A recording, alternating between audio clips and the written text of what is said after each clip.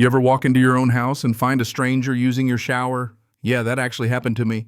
And if you think that's wild, wait till you hear how my own HOA, Karen herself and this woman named Sharon Lewis, showed up at my cabin with a bunch of guests like they owned the place. Picture me still in my pajamas announcing her business retreat to four strangers who looked as lost as a vegan at a barbecue, while I stood there in my own doorway just trying to process it all. But here's the thing, I'm not your average mountain hermit.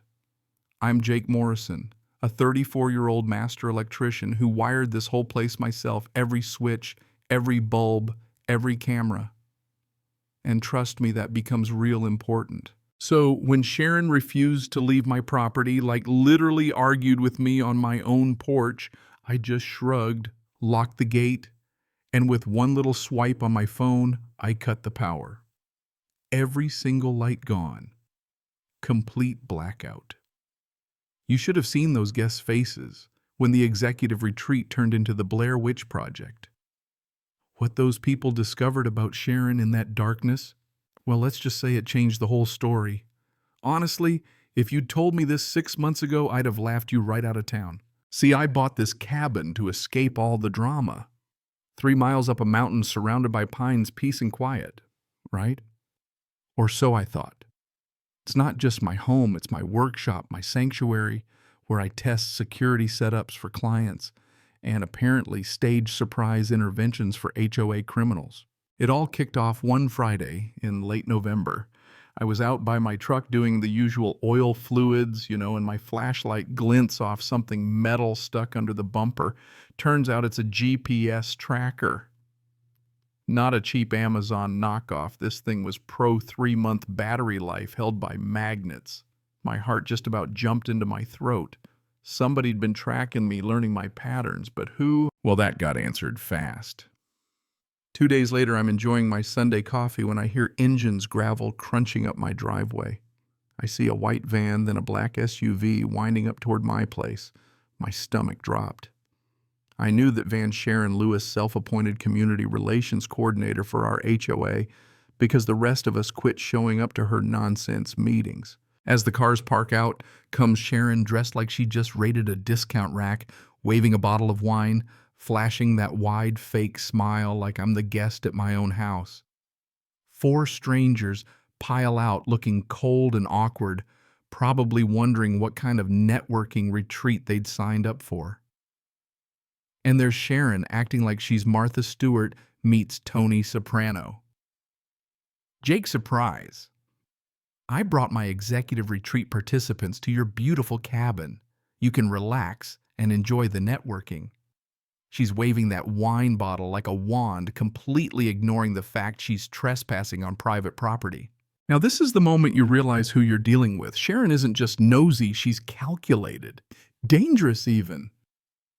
So instead of yelling, I smiled, pulled out my phone, and activated my lockdown protocol. Steel gate slams shut, sound echoes down the mountain. Sharon's face drops, her little act finally slipping. But I'm just getting started. Next, I kill the lights. Every exterior bulb, floodlight, porch lamp gone. And finally, my voice comes booming from speakers I wired all around the property. This is private property. You're trespassing. All movements are being recorded. Explain yourselves before I call the sheriff. Now the guests are freaking out. One even drops the wine bottle red liquid spreading across my deck like a murder scene. Then from the group, a woman in scrubs steps forward, Dr. Emily Torres. I paid $800 for this retreat, she says, waving her hospital paperwork. Turns out she needs continuing ed credits. Another guy, Michael Thomas, corporate lawyer type, starts documenting everything like he's prepping for court. The other 2, Marcus and Linda, are just regular folks who look like they've made the worst decision of their lives. And right about then, Sharon's purse spills open, and something shiny inside catches my eye. Proof this is bigger than I thought. Next morning, my phone buzzes. It's Tommy Parker, my business partner, the only guy I trust with my security systems. Jake, you sitting down Sharon's van has been at your place for 3 weeks every single day you worked in town.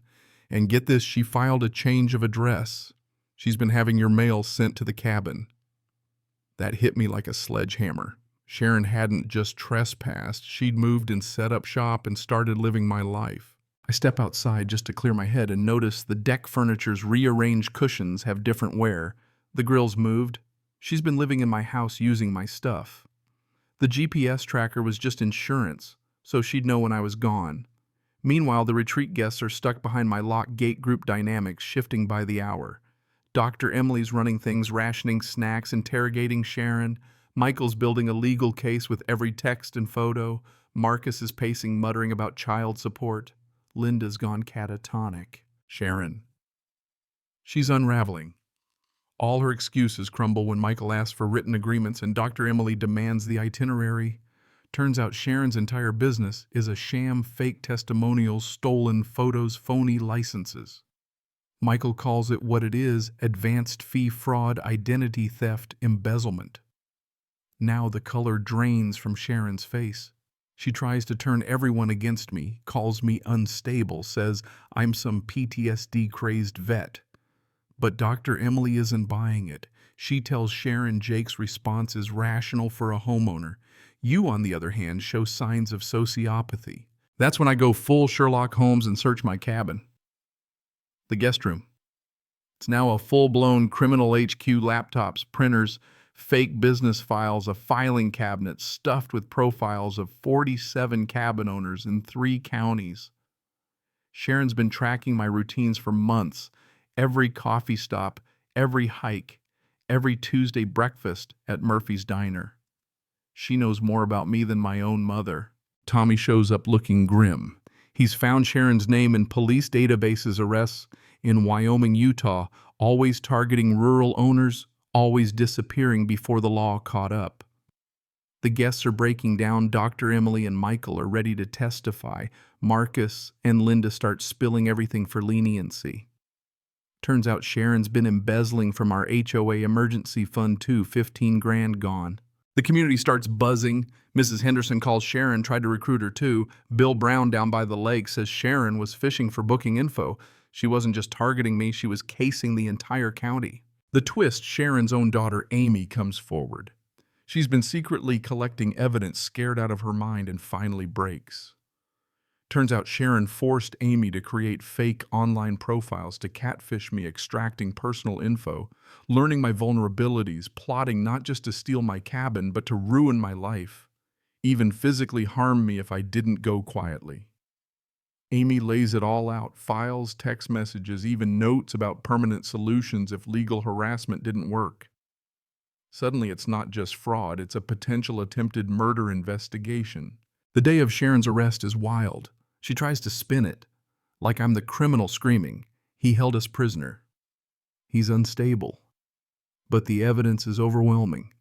GPS trackers, security footage, criminal HQ in my guest room, victim testimony, everything.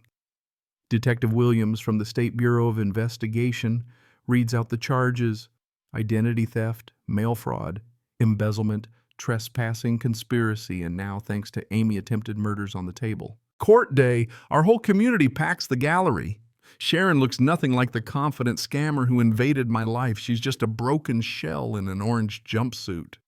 Judge Hayes reads out a 12-year sentence plus restitution for all her victims. Amy stands up, says she's changing her name, never wants to be associated with Sharon again. The whole courtroom erupts in applause. Restitution covers everything: my HOA's money, every stolen cent.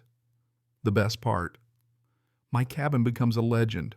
My business booms. Our mountain community bands together, starts a nonprofit to help other fraud victims. Dr. Emily, Michael, Tommy, they're real friends now. Even 2 years later, the impact's still there. Sharon's trying to run scams from behind bars, recruiting other inmates, but the FBI's watching. Amy's a fraud victims advocate. Our HOAs become a model for other communities, more secure, more united than ever. My hermit life turned into a story of neighbors stepping up, victims becoming a family. So yeah, sometimes karma really does run the show. What would you have done if Sharon targeted your home? Ever dealt with an HOA criminal? Drop your stories and hot takes in the comments. I want to hear about your wildest neighbor drama, your biggest wins, and how you think justice should work when someone tries to steal not just your house, but your peace of mind. Hit like if Sharon finally got what she deserved, and if you believe communities can rise above even the worst HOA chaos, stick around for the next story. Because around here, common sense might take a vacation, but karma's always got your back.